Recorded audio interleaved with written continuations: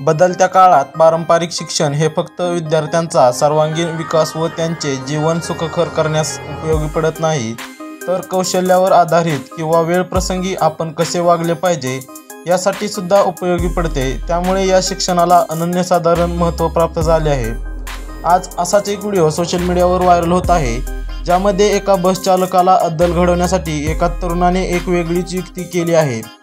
नक्की काय केलं आहे या तरुणाने ते सविस्तर पाहूया। त्या अगोदर तुम्ही व्ही न्यूज मराठी चॅनल पहिल्यांदाच पाहत असाल आणि अजूनही चॅनलला सबस्क्राईब केलं नसेल तर नक्की सबस्क्राईब करा।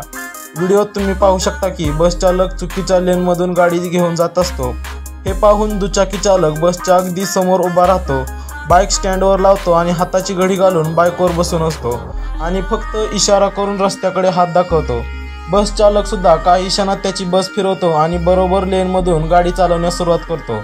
चुकीच्या लेनमधून गाडी चालवणे, दुसऱ्या वाहनाला धडकणे, बेजबाबदार असणे, पार्किंग, ओव्हरटेक करणे आदी कोणत्याही मुद्द्यांवर रस्त्यांवर भांडण सुरू होऊ शकते, हे तर आपल्या सर्वांनाच माहिती आहे। कधीकधी भांडण इतकं वाढतं की ते थेट हाणामारीपर्यंत जाऊन पोहोचतं। पण या तरुणाचे समजूतदारपणे वागणे पाहून सोशल मीडियावर त्याचे कौतुक होत आहे।